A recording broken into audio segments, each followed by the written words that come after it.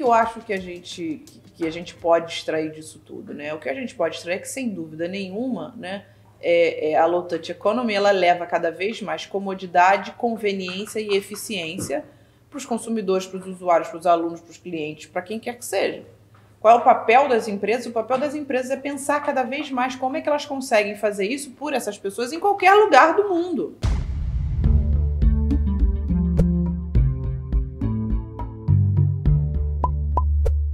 O Canal Brasil está aqui em Paris, na Brasa Eurolids. E é através dessa parceria que nós estamos fazendo essa série de entrevistas. Todas elas com pessoas que participaram aqui desse evento na École Polytechnique, aqui na França.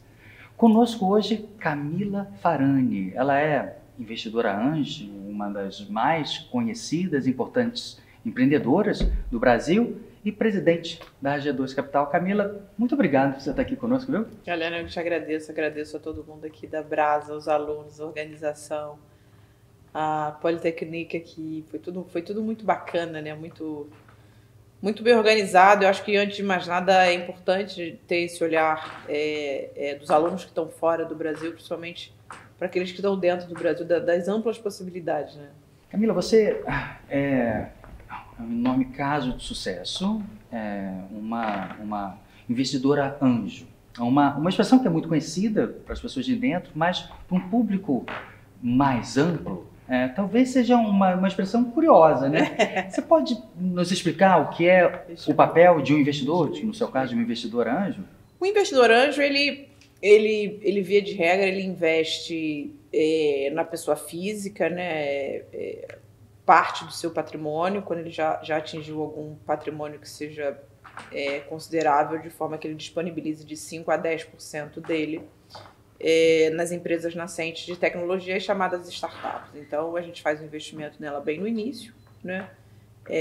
Muitas vezes são empresários, ex-empresários, executivos, ex-executivos, muitos herdeiros. Hoje você já vê muito artista fazendo investimento anjo, né? Ou seja, são pessoas que de fato fazem isso, né, com uma espera de um retorno que seja um retorno multiplicado aí ao longo de 5 a 7 anos, né? Nessas empresas, buscando um negócio que seja de fato escalável, de fato que tenha um tamanho de mercado que seja grande o suficiente, que justifique a venda dela para uma empresa estratégica ou que ela faça também um IPO. Então, esse trabalho concentrado em startups eu diria, algo no qual o risco é uma presença constante, né? Se você pega uma empresa nascente ou pelo menos crescente, você trabalha com algo que ainda não é. Exato. Então, existe, claro, uma capacidade de percepção do potencial de lucro daquilo, mas a ideia de risco, ela é necessária. E eu li algo que você escreveu, uma entrevista sua recente, em que você discute esse ponto, né? É possível reduzir substancialmente o risco de investimento numa startup ou é inevitável que pode dar errado? Olha, o risco é inerente ao investimento de startup, como é inerente a você abrir um negócio. Eu, além de ser investidora, eu sou empreendedora. Então, você pode tentar fazer de tudo, obviamente. E aí vem um caso fortuito de força maior, como, por exemplo, foi a pandemia. Fora isso, né, uma série de outras questões, como má gestão, como falta de planejamento, né, quando você abre um negócio. Quando você investe em um negócio e esse negócio tem a tecnologia na transversal, esse risco ele aumenta. Porque, no fim, o investidor anjo ele não está vivendo o dia a dia da empresa. E por ser uma empresa nascente, ela aglomera todos os riscos possíveis de não dar certo, principalmente aí nos 3 primeiros anos, como também potencial de briga entre os founders, não ter mercado suficiente para aquele produto, ou seja, né, eles criam um produto maravilhoso, mas ninguém compra ou ninguém quer. Então o risco é inerente. Agora, é óbvio que eu faço isso há 10 anos, né? Então hoje eu faço isso de forma profissional. O que isso quer dizer? Isso quer dizer que eu não perdi dinheiro ou que eu não perco dinheiro? Não, eu continuo, né, com o meu risco. Mas eu consigo mitigar o meu risco, né, talvez de uma forma maior como um investidor iniciante. Por quê? Porque eu pratico a mesma coisa há 11 anos, então você já vai adquirindo um olhar, eu tenho um balance scorecard, eu tenho uma série de outras formas de análise, né, não só sob o ponto de vista qualitativo, mas quantitativo, que me permite mitigar o risco. Ah, isso quer dizer então que você não tem risco? Não, eu continuo tendo risco. Entendi. Mas aumentou muito, em termos percentuais, proporcionais, o sucesso dos seus investimentos? Sim. Ou talvez você também aumentou. Já que deu tanto sucesso, você de vez em quando arrisca mesmo? Então, não, assim, às vezes eu arrisco, mas hoje, vamos dizer assim, eu corro alguns riscos que são mais calculados. Então, o que isso quer dizer? Isso quer dizer que antes eu entrava na empresa muito early, então, bem lá no início, já entrei em muitos projetos. Hoje não, hoje eu invisto em empresas que elas já passaram ali de uma curva aí, do Vale da Morte, que a gente chama, né? Então elas estão um pouco mais tracionadas, né? Então isso me permite, obviamente ela já se tornou aí uma scale-up, ela já deixa um pouco aquele status de startup, ela não está ali tão no início, então ela já tracionou bastante. E aí o que acontece? Isso, naturalmente o risco diminui, mas ainda assim tem risco. Você vê quantas grandes empresas que a gente conhece por aí que quebram, né? Mas sim, eu diminuí bastante, eu consegui mitigar bastante aí a minha exposição ao risco. Outro ponto que você levantou recentemente também, numa de suas colunas, foi levantando a importância da diversidade, da inclusão, né? Que, sim, é claro que agora no século XXI é um imperativo moral, não faz o menor sentido você não fazer isso. Mas a sua abordagem era outra. Além e a obviedade da necessidade moral de não se ter qualquer tipo de restrição contra pessoas por determinadas características que são relevantes para o trabalho delas, também o fato de que empresas em que há diversidade e inclusão tendem a serem boas empresas, a terem um bom plano de trabalho e muito frequentemente serem bem lucrativos. É isso mesmo? Na verdade, isso é uma estatística, né? Isso é uma pesquisa, então não só mulheres no board, como mulheres nos seus cargos de C-level, como LGBTQI+, como PCDs, como tantas outras pluralidades, né? E é só você parar para analisar. Se você pega algum portador de deficiência, né? Ele já passou por algumas coisas na vida dele que a gente não passou, sem dúvida nenhuma. Não é o nosso lugar de fala. E quando você traz isso para uma discussão, obviamente, saudável dentro de um ambiente de negócio, dentro de uma empresa, a opinião dele tem tanto valor quanto de uma pessoa que não passou por aquilo que ele passou. Mas veja, por quê? Porque a partir do momento que você admite que você sabe tudo, que você está certo, para mim o mundo acabou. Então, eu junto com o Caíto Maia, eu investi em uma startup, uma empresa de transexuais. Né? Mas aproximadamente uns 7 anos atrás, eu estava voltando de uma palestra em Campos, eu estava dentro do avião, me sentou do meu lado um rapaz que tinha umas feições mais femininas, e ele olhou e falou: adorei a sua bolsa. Eu olhei para ele e falei: também adorei a sua. A gente começou a conversar, né? E ele me contou, ele falou: olha, eu estou no meu processo de transformação, etc, etc e tal. E aquilo ali, eu nunca tinha tido contato próximo com um transexual, né? Eu falei: mas como é que é isso, etc? Você se incomoda? Eu perguntei. Ele falou: não, imagina, etc e tal. E ele começou a me dizer, sobre a ótica dele, do que aquilo era o entendimento. E aquilo, naquele momento, aquilo foi tão esclarecedor, porque até então eu nunca tinha tido um contato, então eu nunca tinha vivenciado o que talvez fossem os amores e os sabores e os dissabores do que aquele ser humano enquanto ser humano vivia. Né? E aquilo me trouxe um senso de empatia, óbvio que não é o meu lugar de fala, mas eu pelo menos eu olhei e eu falei assim: caramba, eu não sabia que esse era o sentimento. Que me fez passar a ter um olhar totalmente diferente para os transgêneros, para os transexuais. Né? Então, quando essa empresa foi no programa, eu na mesma hora eu me remeti a ele, né? E eu consegui, naquele momento, me colocar no lugar dos empreendedores/empreendedoras que estavam apresentando o pitch. Muito interessante essa história. E você mencionou agora isso, como é inerente o risco quando você investe numa empresa que ainda está nos seus passos iniciais. E você deu o exemplo específico da pandemia, né? Uma empreendedora de sucesso como você já deve estar analisando o futuro dos negócios, em um futuro que ninguém sabe exatamente como vai ser, né? Todo mundo fala de como será aqui na Europa. Talvez as pessoas já estejam mais adiantadas, até porque a situação da doença está bem menor aqui, em outros lugares como o Brasil nem tanto, mas de qualquer maneira, talvez seja razoável admitir que mudanças haverá em uma série de negócios. Você já projeta, já se prepara para determinadas mudanças em algumas áreas de negócios?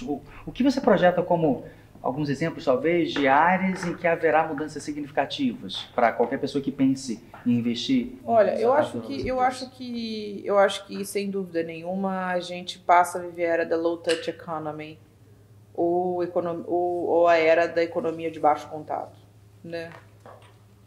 Mas nada substitui também o contato humano. Né? Sim. O varejo físico vai morrer. Não, o varejo físico não vai morrer, gente. O que ele vai fazer? Ele vai evoluir, porque se você parar para pensar, desde a Revolução Industrial, desde a 1.0, 2.0, a gente vive agora a 4.0. A 4.0 é de dados. O que a pandemia fez, ela pegou basicamente um movimento que já estava acontecendo, que era muito fortemente aqui na Europa e Estados Unidos, né? E o que ela fez? Ela deu saltos quânticos para o mundo. O que isso quer dizer? Isso quer dizer que as pessoas aprenderam cada vez mais a usar o digital. Então, é uma mudança irreversível. Ponto. Demoraria talvez 10 anos para que o Brasil pudesse fazer isso, né?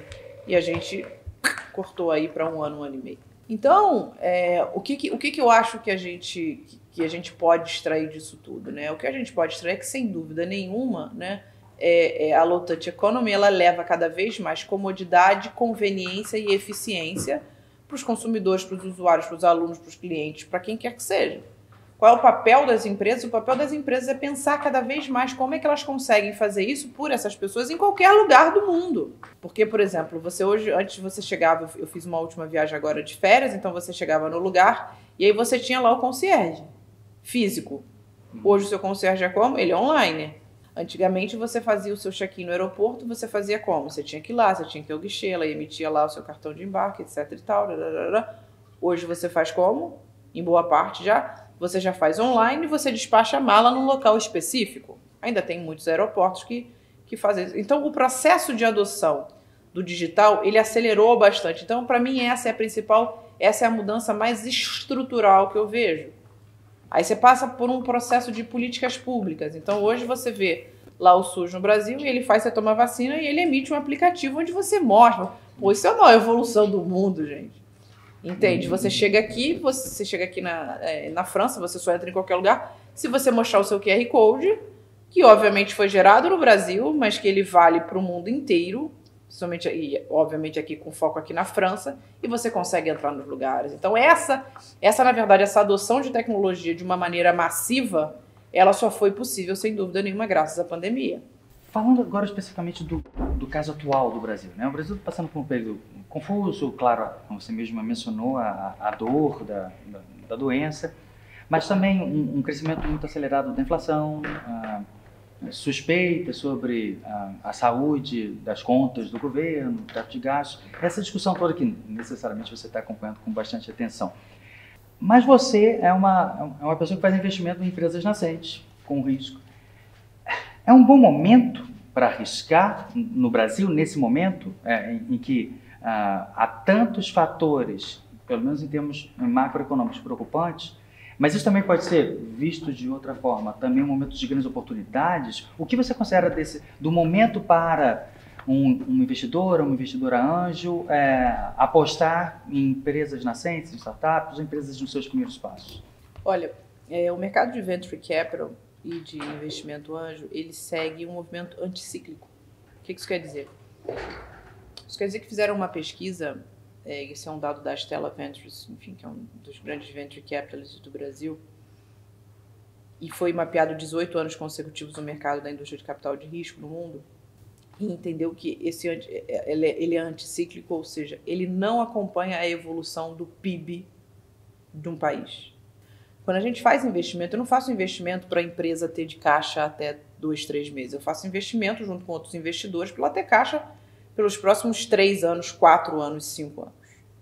Tá claro? O que isso quer dizer? Isso quer dizer que É óbvio que tiveram setores que foram muito mais sacrificados, como, por exemplo, o turismo, o próprio varejo físico, vamos dizer assim, estão voltando agora, né?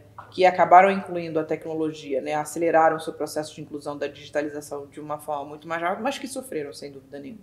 O que isso quer dizer? Isso quer dizer que quando eu, como investidora dentro de uma indústria de risco, é óbvio que você tem que olhar o cenário macroeconômico, mas eu não faço um investimento para eu sair daqui a um ano. Eu faço um investimento de longo prazo. Então, do longo prazo, né, quando a empresa ela tem uma base muito sólida, sob o ponto de vista não só do negócio, mas também dos fundadores, da capacidade que eles têm de resistir à frustração, da capacidade que eles têm de levantar um negócio, da capacidade que eles têm de mover um time, de terem aí a gestão de pessoas, mas principalmente a gestão de talentos ali, chamando a responsabilidade para si, isso faz com que períodos de crise sejam períodos que sejam superados. Afinal de contas, as crises, elas são cíclicas. E elas acompanham os ciclos econômicos. Você deve saber disso melhor do que eu. Elas acompanham os ciclos, você tem os business cycles, que eles acompanham períodos de crise. Então, eu digo que se o empreendedor, que é empreendedor mesmo, que está ali, empreendedor raiz, né, que a gente chama, né, mas o empreendedor é que ele sabe que ele vai sempre passar por crises, umas mais profundas, outras não tão profundas, mas que ele está sempre ali acostumado a viver dentro de situações onde existem uma série de variações, né, uma série de vulnerabilidades o tempo inteiro acontecendo, né, a gente fica menos suscetível, não só sob o ponto de vista técnico, mas também sob o ponto de vista emocional. Acho que é importante falar do emocional também. Então, é óbvio que afeta, mas não tão profundamente. Deixa eu te fazer uma última pergunta. Nessa sua longa trajetória com investimento, você deve ter esbarrado com ideias maravilhosas, muitas vezes, né? Você deve ter sido surpreendido algumas vezes. Você se acostumou com a surpresa? Você busca a surpresa? Você deve ter...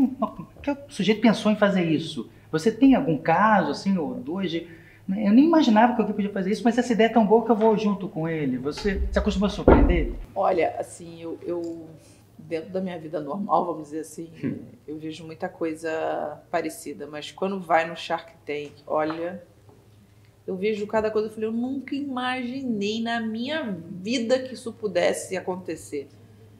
Tô tentando aqui puxar na cabeça, mas essa temporada, não sei se eu posso dar spoiler, mas essa temporada, por exemplo, eles faziam um tipo de comida todo feito à base de jiló. Você fala, ai não, pelo amor de Deus, delicioso. Ah, porque você experimentou. Óbvio que a gente experimenta, é a melhor parte do programa. quando tem comida. Entendeu? Falei, gente, como assim? É jiló, né? Isso? Fazendo carne vegetal também com outro tipo de insumo. Então, assim, cada coisa é hotel, são hotéis, são micro-hotéis dentro de aeroportos, então a pessoa vai lá, ela reserva pelo aplicativo, então é micro, não é uma coisa, você tem uma cabine, você vai lá e dorme. É desde robô fazendo coxinha, né? Então você tem lá um robô fazendo uma coxinha. Então, assim, é um nível de surpresa, porque obviamente o Shark Tank ele tem aí aproximadamente 5 mil inscrições para irem 50, 60 no ar, né? Então, assim, é um vestibular, né? Mas, assim, eles procuram o Brasil inteiro trazendo as ideias mais inovadoras, os empreendedores mais inovadores e que crescem de uma forma, muita coisa ligada ao agro, então não só o mapeamento do agro, então como o agro, eu venho muito do mercado urbano, né? O agro ele ainda... Então eu vejo cada coisa não só sobre a destruição, mas principalmente sobre mapeamento de praga feito com tecnologia. Então, assim, sem dúvida nenhuma, assim, tem coisas muito... Mas acho que é importante dizer que não só sobre o negócio, às vezes aí o empreendedor.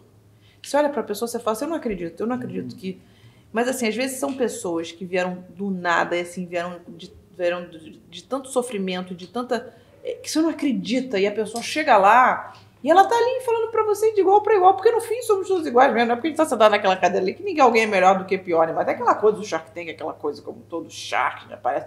E o empreendedor chega lá e ele te... Eu tô acostumada a chorar muito no programa, né? Porque eu vejo as histórias, realmente me tocam bastante. Eu me vejo muito naqueles empreendedores, né?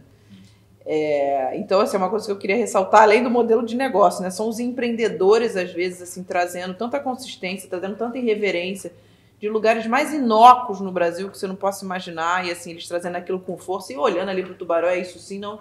Qual é a propriedade que você tem para falar sobre o meu negócio? Então, é mó barato. Camila Fernandes, muito obrigado pela sua entrevista, viu? Eu que te agradeço, professor, e agradeço a todo mundo aqui do Brasa. Te agradeço bastante. Excelente, viu? Show. Obrigado mesmo.